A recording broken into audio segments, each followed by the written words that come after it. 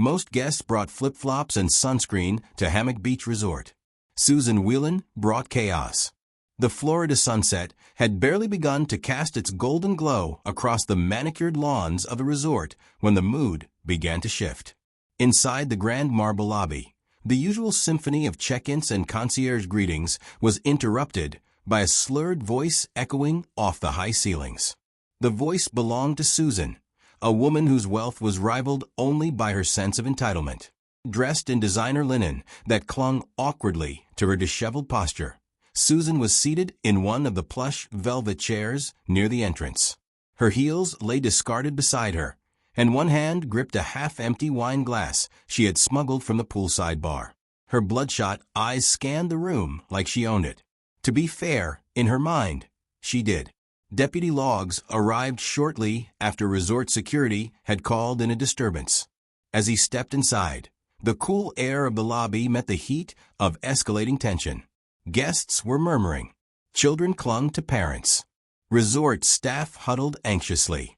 And in the middle of it all sat Susan, swaying in her seat, waving off anyone who came close. "I live here," she insisted, voice thick with wine and defiance. Her husband stood just behind her, attempting to calm the situation with a mix of exhaustion and embarrassment.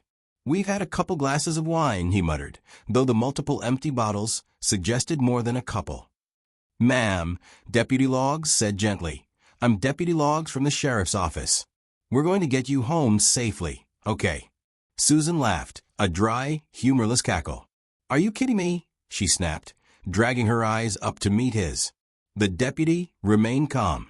"You're going to go with your husband now. But if you keep causing a disturbance, I'll have to place you under arrest for being drunk and disorderly." Susan didn't move. I said, "Let's stand up. Go with your husband." And that's when it started. The first kick caught the deputy off guard, not hard, but deliberate. The staff gasped. Her husband muttered, "Susan, please," but it was already spiraling.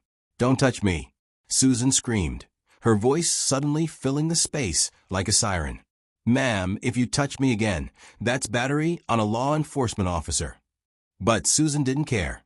She was far past caring. She stood, sort of wobbling on her feet and cursing under her breath. Her husband reached for her elbow, only for Susan to swing her arm and slap him square in the chest. Deputy Log sighed. "All right, that's it." She resisted as he tried to guide her back into the chair, swatting at his hand like a petulant child. "I said, don't touch me," she shrieked. "Sit down," he ordered, voice firm now. Still, Susan wouldn't comply. As resort security scrambled to clear the area of guests, Deputy Logs radioed for backup. 211, "I've got a combative female. Need assistance at the lobby." Susan's husband, now clearly defeated, whispered, "It's not the first time." The deputy gave him a long look. "She's hit you before? 20 years ago. Back in New Jersey. It wasn't like this back then." But Susan was far from finished. "You're ruining everything," she screamed at him, then turned to the deputy. "You don't know what I've been through. My son is schizophrenic." The lobby fell eerily silent again. "I've tried so hard to help him," she cried, tears now mixing with the smudged mascara streaking down her cheeks. "And now you're doing this to me?" Deputy Logs, still professional but growing weary, replied, "You had a choice, Susan. You could have walked out of here peacefully. But you chose violence. You chose not to listen." "I'll sue you," she shouted. "I know people. I know lawyers." "You're under arrest," he replied simply, placing the cuffs on her wrists. As he led her outside, Susan stumbled, kicking the ground and nearly falling flat on her face. Resort staff brought out a wheelchair for her safety, but Susan refused to sit. She kept trying to walk, then shouting at everyone around her. Each step was a new declaration of victimhood. "My life is falling apart," she wailed. "You can still make this easier on yourself," Deputy Logs said, guiding her gently toward the patrol car. But Susan had another idea. "I'll pay you," she said, her voice lowering into a conspiratorial tone. $3,000. Cash. Logs blinked. "You heard me," she whispered. 10,000. "No. $100,000. Just let me go. No one has to know." He shook his head. "That's bribery. I'm not charging you for that, yet. But don't say another word like that again. But I'm rich, she howled. These lunatics don't matter. I can make you rich too. You don't have to do this. You don't. It's over, Susan. At the hospital, where she was taken for medical clearance before jail booking, Susan remained volatile. She refused the wheelchair, tried to negotiate again, and shouted profanities at staff. When they finally managed to get her seated, she tried to stand again. He's going to kill me, she whispered at one point, gesturing to her husband. There's no indication he's a threat, the deputy responded. In fact, you're the one who struck him. Because he ruined my life, she screamed.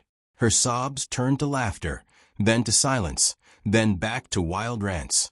She was spiraling in real time, grappling with decades of repressed anger, wine-fueled paranoia, and the weight of finally being held accountable. When she was finally cleared and transported to the county jail, she muttered something about how she used to run the world.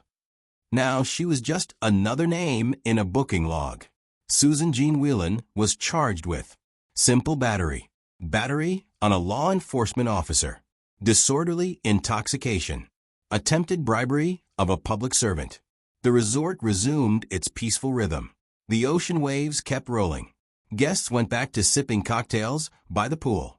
But the story of the wealthy woman who thought she was untouchable, that one lingered. Because sometimes the more privilege you have, the harder it is to believe that the rules still apply to you. And for Susan Wheelen, reality didn't just knock, it kicked the door down.